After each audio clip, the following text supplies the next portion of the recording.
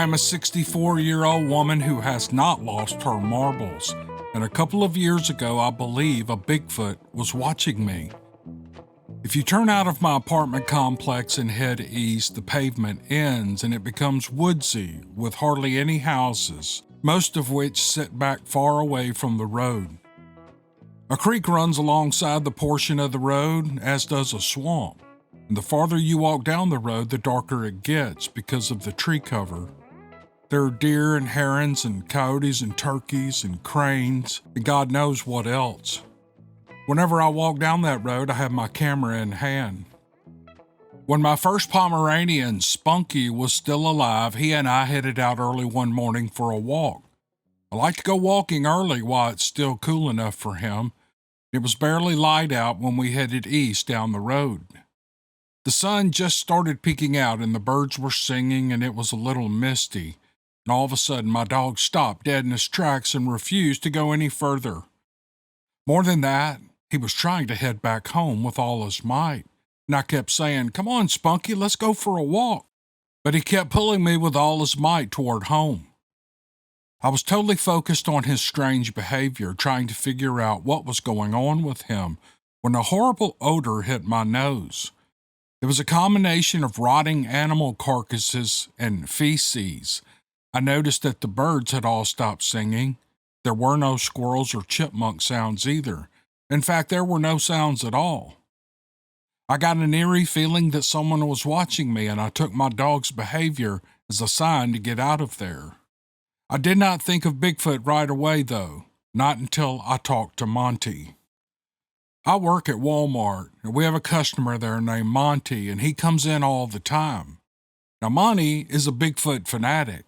He's kind of ornery, too, but not to me, probably maybe because I listen to his Bigfoot stories. Monty is quite a character. Even the way he looks makes for a colorful story. He sort of reminds me of a mad scientist. Monty lived in a house on the property passed down to him by his father and let 3 women live with him. It was 30 acres with the river running alongside it. Monty told me that on his property he found Bigfoot pole structures and footprints and deer found dead with the heart removed or other parts. He told me about his neighbor seeing Bigfoot from a tree stand too. Monty told me that one of the women who lived with him screamed out one night. She claimed to have seen 2 of them peeking in her bedroom window with glowing red eyes. The window was 8 feet high. Monty said that he got a hold of some of those Bigfoot people who have a TV show, and they determined that Bigfoot was indeed on his property. Now, I know Monty might sound like a character, and this is hard to believe, but he spoke with people all in our town, people I know and think highly of who have seen these creatures too. Now, what I learned from him, that it might have been Bigfoot out there in the woods with me and my dog that morning. All I can say is that I'm glad I never found out for myself. Hello, welcome to the podcast. I appreciate you clicking on the video. So people have asked why I'm uploading so many shorts. It's because I found this website where I can upload old videos, and the artificial intelligence just picks them out for me. They give me an image, they give me the audio, they caption everything, makes it real simple. I used to do shorts. I took about a 2 or 3 month break from it because it would take me all day to do 5 shorts, putting together the images and lifting the audio from previous videos, all that kind of stuff. This way I get a bunch, so I've got a bunch of them. I've got 60 or 70 of them just sitting in a file here. So I started uploading 3 today. If you don't like listening to shorts, you don't have to listen to them. They seem to annoy some people, but it actually helps grow the channel. I actually watch a few shorts during the day as I'm scrolling through YouTube, or TikTok kind of went away for a couple of hours today, but it came back. TikTok is crazy. It's crazy. It's kind of addictive in a way if you can get on a topic that you like, but in another way, I don't know, it's just kind of cheesy, and it seems to be a little different than YouTube. Anyway, I look at TikTok for about 10 minutes a day. Anyway, that's why I'm doing shorts, and I'm paying more attention to my social media. I'm also uploading those shorts to Instagram and to Facebook. I've never really paid much attention to my Facebook page and my Instagram page. I have a X page too. What was Twitter? A Twitter page. Haven't uploaded any shorts there, but I'm just rambling. Somebody asked, "Why are you doing the shorts? Why don't you do the whole story?" In all my latest shorts, if you want to hear the whole video or see the whole video, that link is right there on the picture. I think it's the second row of words up from the bottom. Just click it and it'll take you to that whole podcast and you can listen to it. So anyway, I didn't mean to bore you with all that, but I am glad you're here and I thought I would explain that to some people. That first story was a Bigfoot story. I've got 2 more Bigfoot stories and a haunted house story. These are short stories. This isn't a super long podcast, but it's all I had time to do today. It's Sunday. I worked all morning and then I just took a break to do this podcast. And we got plans tonight and you know the drill. You have lives just like I do. You know how it is. So hope you enjoy this. I sure appreciate you listening. All right, here we go.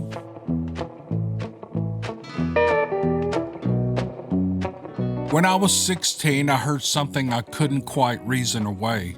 It was on a dark farm-to-market road in rural southeast Texas. I lived in a small housing addition surrounded by hardwood forests and rolling hills, and across the road from our house was a spring-fed natural lake. There are lots of small lakes and ponds throughout this part of Texas and all sorts of wildlife. When my mom and dad bought that house in February of 1969, we were so excited. My brothers and I had free rein to explore all the woods and creeks and ponds on the land behind our house. There were huge Brahma bulls and cows that roamed the whole area back in the pastures and creek crossings. We had to be on the lookout for them because they would charge you without warning.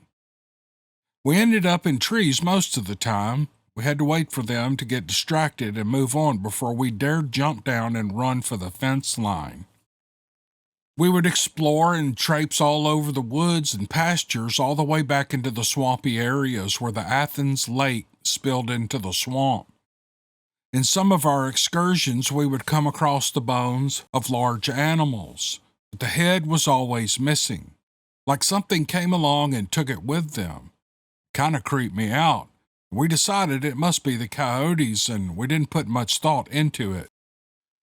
Then came one night when I was 16. We were used to hearing the coyotes yammering in the woods, and as usual that night, they had been howling and yipping back and forth across the road by the lake. But then came a sound I couldn't have possibly prepared myself for. There was an ungodly screaming howl, and it sent chills down my spine and branded itself in my memory. It was unnatural, not like anything I'd ever heard. It was so dark at that time of night that you couldn't see your hand in front of your face, which made it all the more disturbing. Now, I had spent years around those Brahma bulls and cows, and I'd heard just about every sound, every cry, and every grief, fear, or annoyance they could do. But that other sound, it was something else. It erupted through the coyote chatter and sent the whole forest into an eerie quiet. It was so horrendously loud and frightening that I ran into the living room and I asked my dad what was making all that noise. He calmly, if not amusedly, told me that it was a cow. Well, if that was a cow, I said, it must be dying. I didn't for a second believe that it was a cow. I don't think my dad had either. Even in the small chance that it was a cow, something was out there in the pitch black of night delivering a horrible death. That thought did little to calm me down. Now, these sounds happened frequently for the rest of my teenage years, and we never did find out what made them. But I couldn't help but think that it was connected in some way with the missing heads of those dead animals that we found. I moved out of my parents' house at age 20. Life happened, and I didn't give it much thought after that. Years passed, and it was time for me to retire, and I moved back to my hometown, to the house I grew up in. I always planned on spending my later years in the beautiful rolling hills of my youth. I have not heard that terrible howl since I moved back here in 2015. But whenever I hear those coyotes howling and yipping back and forth around the property, I remember that night when I was 16, the night I first heard that horrible howl, and I pray I never hear it again. I confess that I am at risk of being considered a bit nuts, or in some circles, a legitimate kook. I've always been a fan of Bigfoot or Sasquatch. I can clearly remember as a young teenager reading the Reader's Digest and seeing the pictures from the Patterson-Gimlin encounter at Bluff Creek in California. And I was fascinated. I was interested in the outdoors, and Bigfoot seemed like the most amazing thing that could be over that next hill or around the next bend. Over the last couple of years of high school and on into college, I got distracted by other more standard activities and things, but Bigfoot stayed around in my head, thanks to the occasional reminder like the legend of Boggy Creek. As the years passed, I grew up, and our kids eventually left home, and I got more interested in Bigfoot again. I read a great deal about it, I watched all the TV shows, and the more I did, the more I thought about it could be real. A couple of years ago, on a camping trip, I finally had my own encounter. My son and I planned a mid-December weekend trip to the Big Thicket area in Texas, not too far from where we lived. We arrived on Friday afternoon and parked the truck and hiked in a few miles along Turkey Creek, and we set up camp. No one else was around in the area. It was warm. It was a muggy night, even for southeast Texas in December. Our encounter came on the second night. We had spent Saturday hiking around and joking a little bit about Bigfoot and other creatures. It was cloudy and starless and very dark there in the woods. We stayed up for a while after supper before we turned in. I was tired and I fell asleep first, but Daniel stayed awake longer. A short time later, he woke me up and said, "I heard it." And then I heard it too, in a long, low, growling howl. I was wide awake now, and the sound had come from off to our southeast.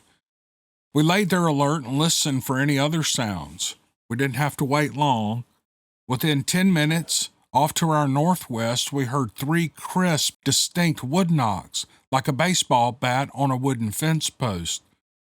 They sounded close, maybe within 100 yards, and my heart started pounding. We kept still and quiet for what seemed like an eternity, but we never heard another sound. If that was Bigfoot, were there 2 or more of them? And what were their intentions? Surely they knew we were there. Were they just trying to tell each other that we were there, or were they trying to intimidate us into leaving? Or maybe they were just having some fun scaring the human folks. Or maybe it was just some hunters trying to attract an encounter, and we just happened to be there. Now, I'll never know, but I do know what we heard, though, and it all matches up with what I've read and heard on TV and the internet. It's got to be true. In 1977 in Spokane, Washington, I lived in this house with my first husband and our 2 children. My husband was a bad alcoholic, and though we were on welfare, whenever he would get money in his pocket, he'd head to the bar, leaving me alone with the kids. One time while he was away, I heard a baby crying and rushed upstairs to see which of our kids it was. But once I got up there, I found that both children were sound asleep. I went back to the front room to watch TV, and yet again, I heard someone crying. And then I heard something that sounded like a man wearing boots walking across the upstairs floor. This scared me half to death, and I was all alone, and I didn't know what to do or think. Around 2:30 a.m., my husband came home, and I told him about what had happened, but of course, he didn't believe me. Well, this went on for around 4 months, and each time he was out of the house. One night, he actually stayed home on the weekend. He heard the baby crying and the man's heavy boots, too, and finally, he believed me.